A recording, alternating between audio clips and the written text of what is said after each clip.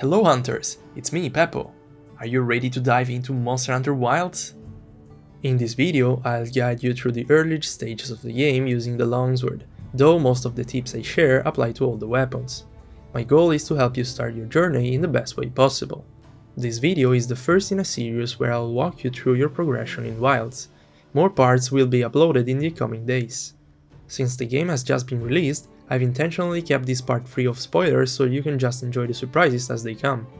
I've tried my best to note every useful detail during the story progression, but if I missed anything, please let me know in the comments to help out other players. Without further ado, let's jump right in. Before starting a new game, I recommend tweaking your settings to match your hardware and personal preferences. You will have more in-game options to adjust later on. After the first cutscene, it's time to create your character.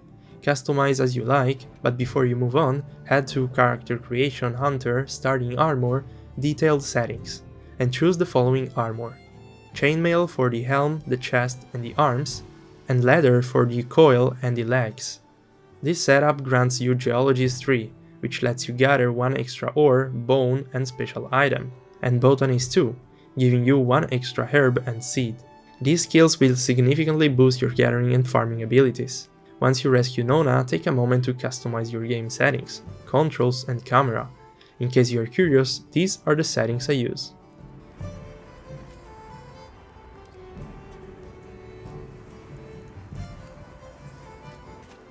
Next, talk to Alma to receive your longsword.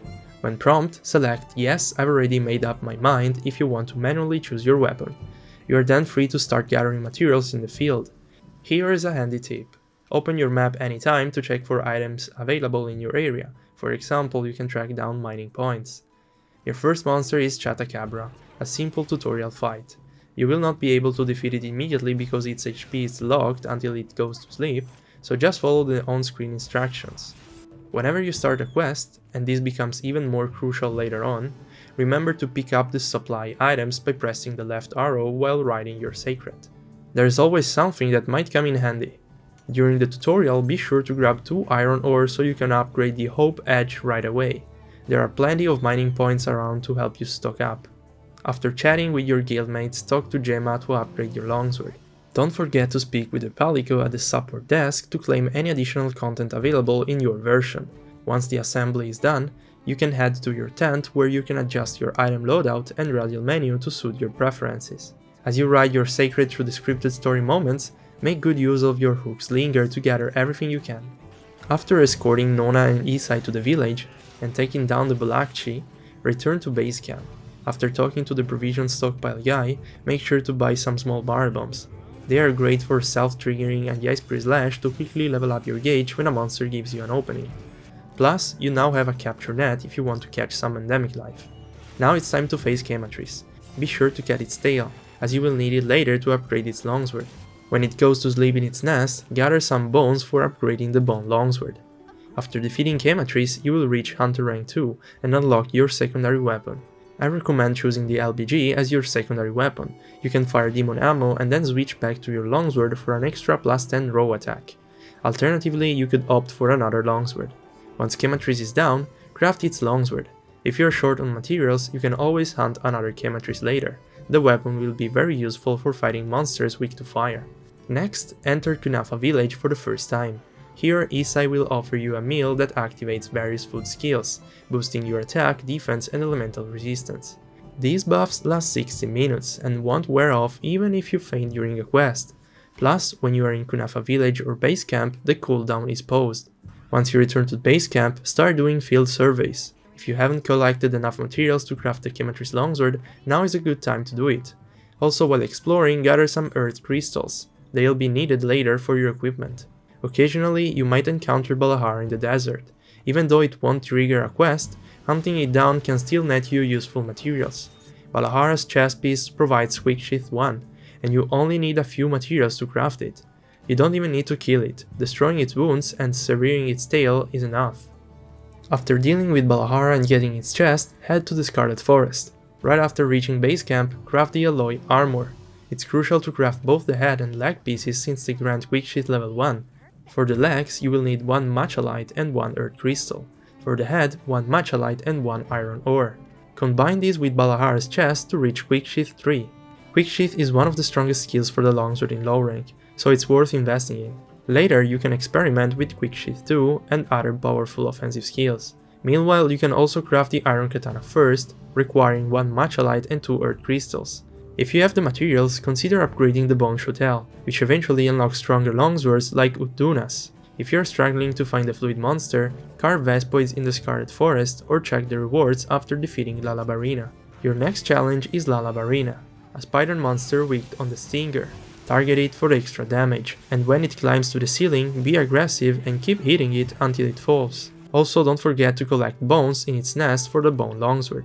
After defeating Lalabarina, you will unlock its longsword, though I wouldn't recommend it right now. Stick with the Iron Katana first for the time being. Once you have spoken with the Woodwoods, you'll face Congalala. I suggest continuing with the Iron Katana first for this fight. Congalala can inflict the Stench Malus that prevents you from using healing items, so use a deodorant, you will find it among the supply items. Its weak point is the butt.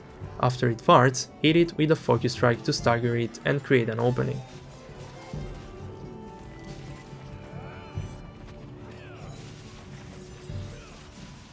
After defeating Congalala, you can set up pop-up camps in the Scarlet Forest. This is a great time to explore and mark good locations. Look for those special butterflies as indicators of potential camp spots. You can also take on side quests, though I will not cover those in this video. Don't forget, you can trade special items with the Woodwoods.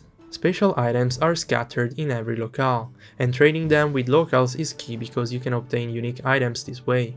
This becomes even more important in high rank, and remember, Geologist 2 gives you 1 extra special item. After your time in the Scarlet Forest, head back to Kunafa village to take on Balahara's quest. Its weak point is the mouth. Once it spits mud, use a focus strike to stagger it. Also, you can cancel a Force Slash with a focus strike, a great combo when Balahara is attacking. Right after defeating Balahara, you will face Doshaguma. Since you will not have time to return to base camp and forge Balahara's chest before this fight, it's best to have obtained it earlier. During the Doshaguma fight, focus on its forelegs and head. When you break one of its claws, it will fall, giving you a clear opening. Toward the end, use a boulder to deal heavy damage and create another opening. This Doshaguma is guaranteed to be a big gold crown, so keep your binoculars ready to get the trophy. After defeating Doshaguma, you can reach HR 3 and craft its longsword. Although I would still recommend sticking with the Iron Katana first, which has 20 less raw attack but comes with green sharpness, and 0% affinity instead of -5, and its quick draw is very effective with the Iceberg Slash. Now you can trade special items with Kunafa villagers and set up pop-up camps in the Windward Plains. This is the perfect time to explore the area and mark some good camp spots. Next, you will join Olivia in repelling Uth Duna, the apex monster of this locale, whose attacks are significantly more damaging than anything you have faced so far.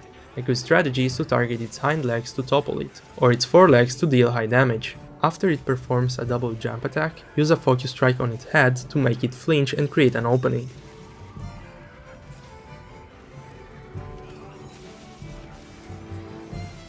In the second area of the fight, trigger the Damn Rubble with your hooked slinger for extra damage and another free opening. Once Uth Duna is defeated, be sure to carve it before talking with Olivia. Back at camp, you can now forge its longsword, an extremely powerful weapon at this stage. If you are missing materials, consider taking on the Uth Duna optional quest once you reach the next locale. Otherwise, if you have managed to break all its parts, you should have everything you need. Remember, breaking specific monster parts yields particular items, like breaking its forelegs always gives you a claw. And that wraps up the first part of my progression guide. By now, you have unlocked 2 locales, the Windward Plains and the Scarlet Forest. I recommend taking some time to explore them and set up your pop-up camps. I hope you enjoyed this video and found the tips useful. As soon as I finish working on the next part, I will upload it. Thanks for watching, and feel free to share any feedback. See you out there hunting in Monster Hunter Wilds!